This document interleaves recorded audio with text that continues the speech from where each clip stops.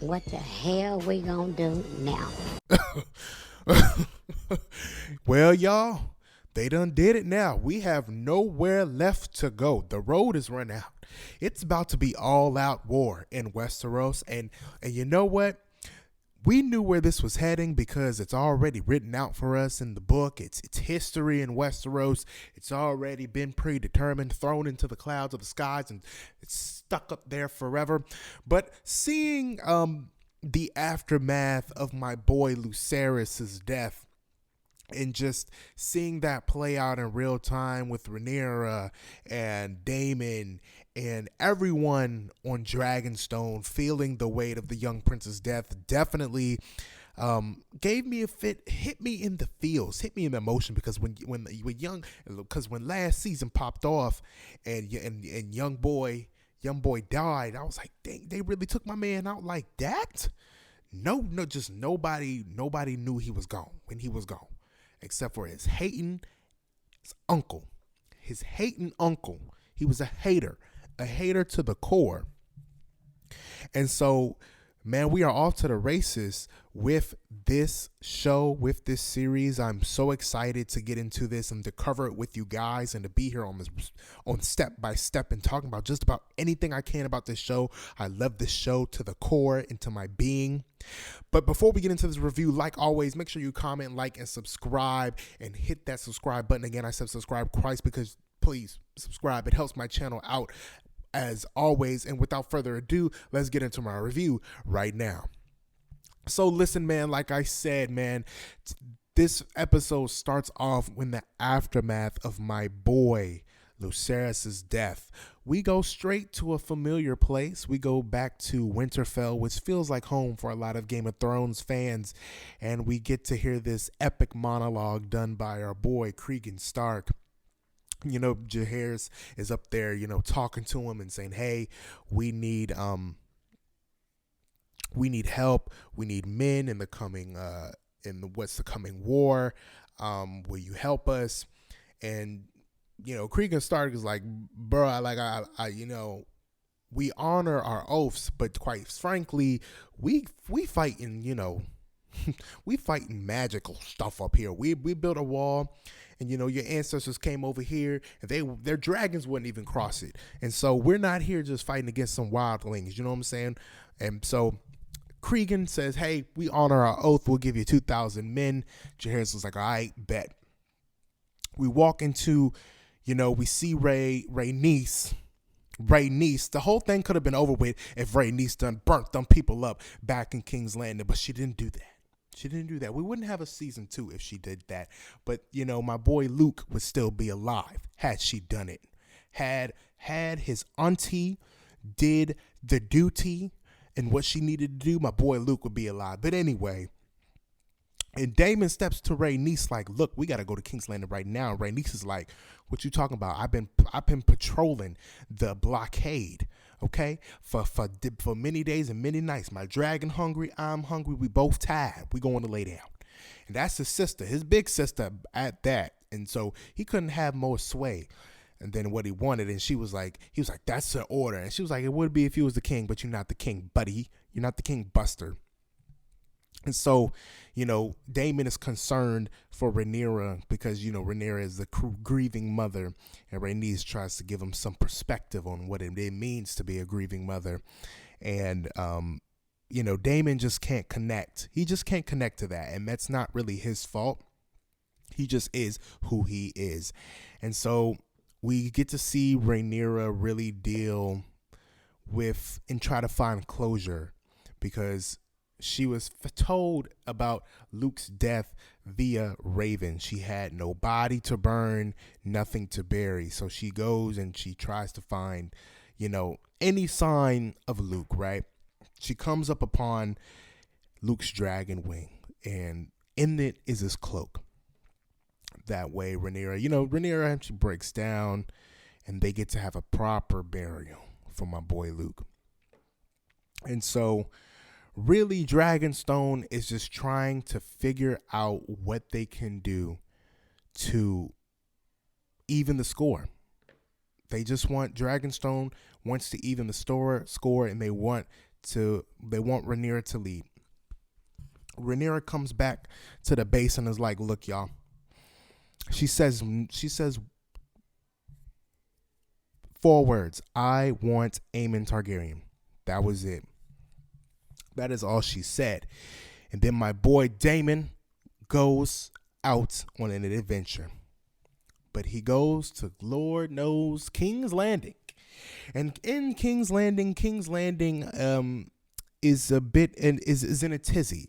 They're doing a lot of the same things that Team Black is doing. They're trying to recruit. They're trying to find allegiances and alliances within the other houses. And so Team Green they're doing what they can. Allison is up there boinking Sir Kristen, and now that Allison is boinking him, it's no beef. You know, when Rhaenyra wanted a little bit of something, he wanted her to run away with him, and that he defiled her, and she defiled him, and all this other stuff. But Allison just up there having her way with him, and he ain't saying nothing bad. Exactly, because they're both some weirdos. They're weird. They are weird, and they need to be stopped. But anyway, back to what I'm saying.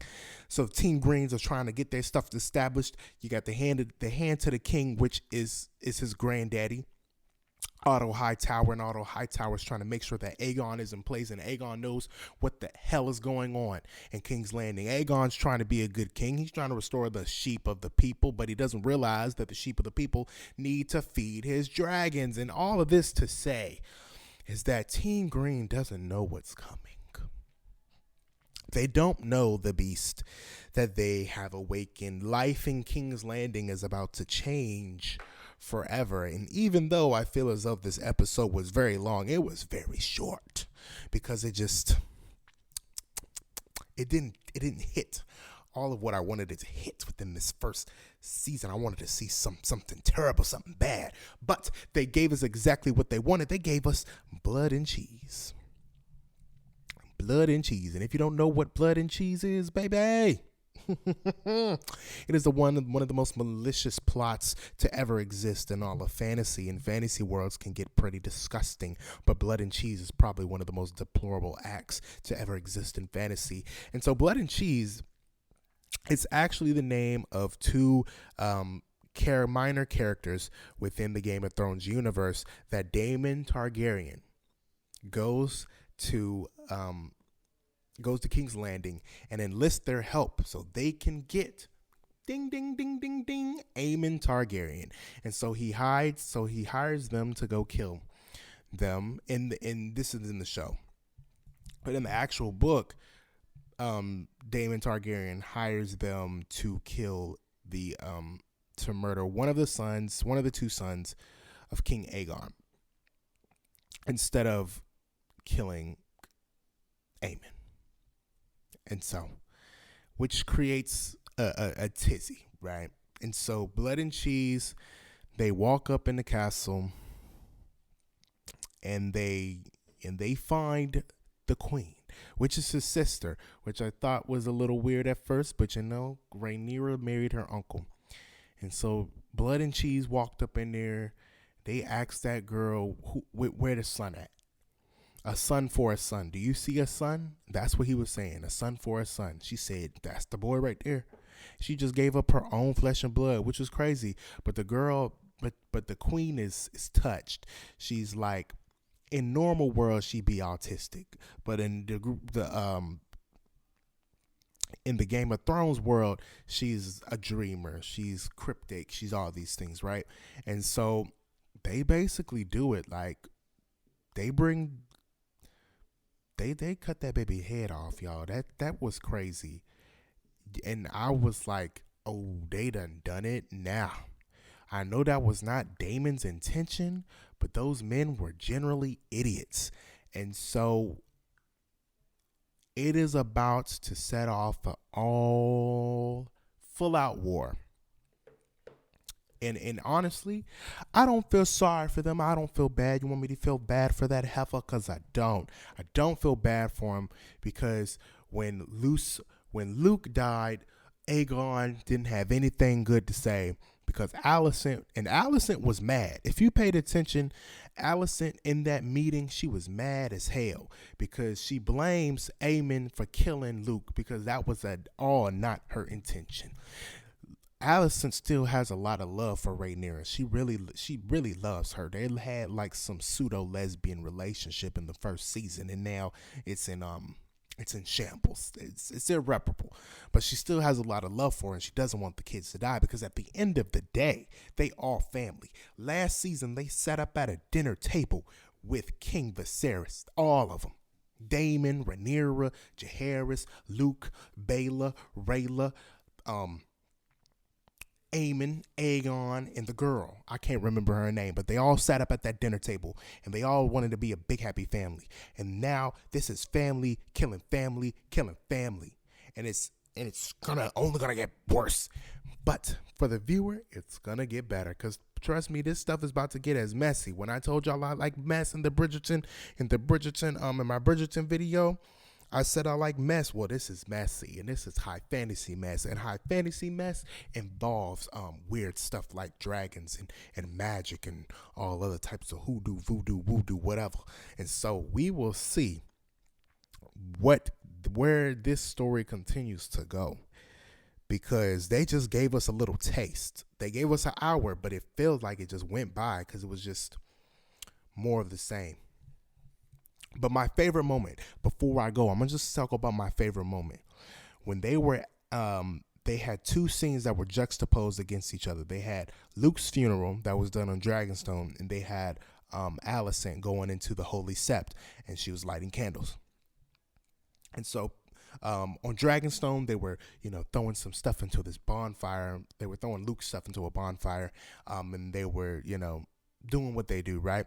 And Alicent in the Holy Sept is lighting candles. She's lighting candles, one for her mother.